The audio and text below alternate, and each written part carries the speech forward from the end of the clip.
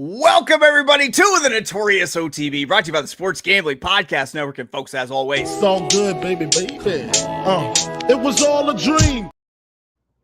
We used to read Blood Horse magazine. I got my heavy-ass Cuban link chain on today. Yes, Cuban B. And I'm your host, Chase Sessoms, the Wolf of Oakland. I'd rather be trapped than lazy. Don't care what they say, I'ma do what pays me. It happens every year about this time. Weaklings act like they lost their mind. Alphas reclaim the neighborhood. Rob the sheep and all the wolves get good. Yes. Welcome to the show. Joining me, as always, you might know him as the Michelangelo of the Crying Michael Jordan. He's your favorite capper's favorite capper. Ladies and gentlemen, Barry the Sniper Spears. Hey, don't rub on that. You block that. You understand? That's alpaca. That's $25,000 alpaca. You block that shit. Right. You don't rub on. Put the club soda on there. What's good, Barry? Not much. Barry, Not much. I was doing my best not to laugh during the intro because while our countdown thing was playing, all I could think to myself was like, this sounds like the banger on like Enya's album, you know? It's like she had Sail Away for the kids, but like for the thugs out there, she had this like John Tesh piano banger. Some EDM piano banger. Yeah. Ooh, sail away. All right. What's good, buddy? What's going on? Not much, man. Just hanging out. It's hot down here. I'm ready to go to the beach, but other than that, just chilling. Yeah, I'm living life as the dad shuttle during the summer right now because my kids got camps all through the damn day. So we got to actually come through this. Wait till they get to the stage where they play Fortnite all night. My daughter plays Fortnite until literally 3 a.m. if I don't stop her. Oh man, I'm fine with that. We got Junior Mafia popping off in the chat. Old man just waiting to become a made man. When do the Junior Mafia books open? Ooh, that'd be good. We should run book. We should run book, Barry. Speaking of running book, it's Tuesday, and on Tuesdays, Barry and I dream big. You know what? I'm the biggest star here, man. That's the way it is. That's the way it is. Since I'm the dad cab and have to be driving the kids around during the day, and delays be getting the audio version of this out. We're focusing on some evening tracks this week. And that includes, that's right, Louisiana Downs. What were you saying, Barry? I was like, sort of evening. Sort of evening, yeah. Louisiana Downs, that's right. We turn our focus to Louisiana Downs, where Barry and I have gone through this Tuesday Louisiana Downs card from the rooter to the tutor in Louisiana boucherie fashion to find our best plays for today at the highest odds. We're talking Louisiana Downs today, Tuesday, the 17th of June, year of our Lord 2025. Post time, 5:05 Eastern, 4:05 God's time, 2:05 p.m. Pacific time, out on the Pacific Coast. Let's get some past performances pulled up. Sure. Barry, I lead it off today because that's how numbers work. I have my long shot coming out of race 5 furlongs, $15,000 Louisiana bred. I was steep raised. You think I'm scared to catch a case? What's some bullshit? Optional Not afraid. Famer. Not afraid. No, he's not afraid. Yeah, Tom. We got the formula himself dropping in. The formula. The formula Louisiana Downs. That's right. Here's the deal. So I think that the number one amp it up here, who's 3-1, and the number 6 Wishart, who is 9-2, are going to mix it up on the front end of this pace. I don't think they go exceedingly fast, Barry, but I think they go fast enough that neither of them will win. And I think it's the first run horses that will take advantage here. And I've got a play that I really like with the pedigree as well as a jockey who's done right by me over the years here. I'm going to go with the number 5 Gift Giver, 12-1 for CJ Money Stacks McMahon. Hashtag still not guilty. Listen, Gift Giver is taking a huge drop in class and adding the tag, but I'm not going to let that scare me away. I feel like they might have had Gift Giver on the wrong surface because he's got multiple winning half siblings on the turf.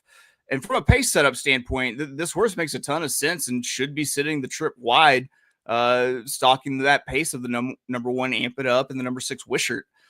So I'm hoping that Money Stacks will continue to do right by me.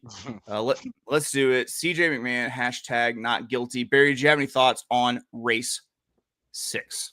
Yeah, I mean, given the pedigree, this horse should, I would think, run pretty similar. So, and the drop in class makes a lot of, sense because the horse didn't prove himself to be more than this. So it's not like it's a suspicious drop into a spot this horse can't win or anything like that. I mean, seems very logical, and 12 to 1 is a great price. There we go. Well, Barry, real quick before we get to your pick coming out of race 7, got to get a word in from the Sure Betties at Sure Bet Coffee, who would sure appreciate it. If you checked out their website, surebetcoffee.com, and picked up a bag of their Breakaway Bold, remember, $1 out of every bag sold goes to equine aftercare, and it helps take Colombian dope farmers about the game. It's time to fuck shit up with Sure Bet in your cup. Barry, you're coming out of race 7 here. Which means we have a chance for an ice cold show long shot double, which I'm gonna flip. We're gonna have a Money Stacks McMahon Monday if we do that shit. 6 furlongs, $20,000 claimer on the dirt. What are you doing here? Yeah, this is a condition claimer, non-winners of 4 or who have not won 2 races in 6 months. So you get some really out there kind of horses that are coming in from different angles. A lot of them are sort of stepping up in class. Some are staying the same. Some are coming from state breds in the open company. So it makes for interesting races when they're written this way. I ended up going with number 1, Scuderia or Scuteria, depending on where you live. This horse, actually, the last couple of races, one was on the wrong surface, March 22nd. This horse really isn't a turf horse, so you can put a line right through that one. And then the other was an allowance at the same condition, non-winners of 4, which was way over this horse's head. Gets back in with, quote unquote, his friends, and he should be running those same 70-ish kind of numbers or buyers that he's been running. And he seems to like Louisiana Downs. He's 1-for-1 over the surface. He won there. His last win was there, which was an allowance, state bred allowance, non-winners of 3. So he fits right here with everybody. He can be on the lead. He can kind of come off the pace if he needs to. So this horse looks really good at this price. At 8 to 1, I definitely had to land here. So we're going with number 1, Scuderia, in race number 7. All right, Barry, ballpark it. What do you think Scuderia goes off at? I'll do the same for Gift Giver. We'll probably get 7 to 2 at the worst. So I'm gonna say at the worst, I get 5 to 1 on Gift Giver. okay. What do you think? Think I'm close? Nope. Or you think he's gonna be I think he's gonna be the chalk? Yeah, he's gonna. No, I don't think he's gonna be chalk, but I don't think he's gonna be a little less than that. Probably about Fair. 4 to 1. Fair, Usually fair, that's fair. where they land in the 4 to 1, 3 to 1, 4 to 1 range. But this one's gonna be on the higher end. You know what I mean? Right. Because, like you said, the horse has a little bit of pedigree. Well, I'm hoping that people will see the Tomlinson here. I'm going to point that out real quick. This is where it pays off to have DRF formulator, folks.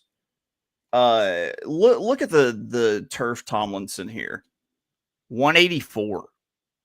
This is where it pays to have formulator, because I could go in, look at the dam, and see, okay, even though there's a Tomlinson of 184 on the turf, she's dropped multiple turf winners. So it makes that pedigree look a whole lot better, and you could get fooled by that 184 number, is what I'm saying.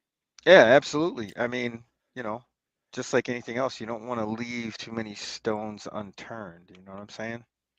It's true. It's true. Barry, how do you feel about recapping picks? I believe we must. That is a necessity. As I like to say, is mandatory. Here we go. My Tuesday Louisiana Downs long shot comes out of race 6. The number 5 Gift Giver for Jonah Fuselier with Money Stacks McMahon up. 12-1 on the morning line, and we roll into an ice cold Money Stacks McMahon Daily Double with Barry's pick. Barry.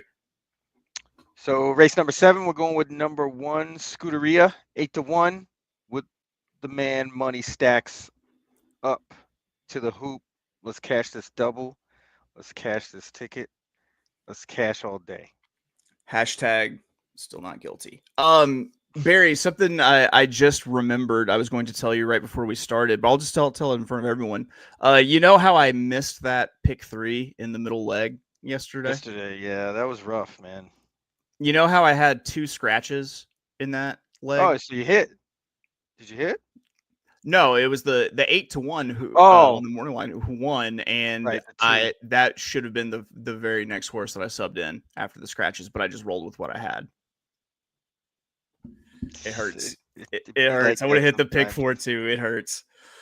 Oof. Whew.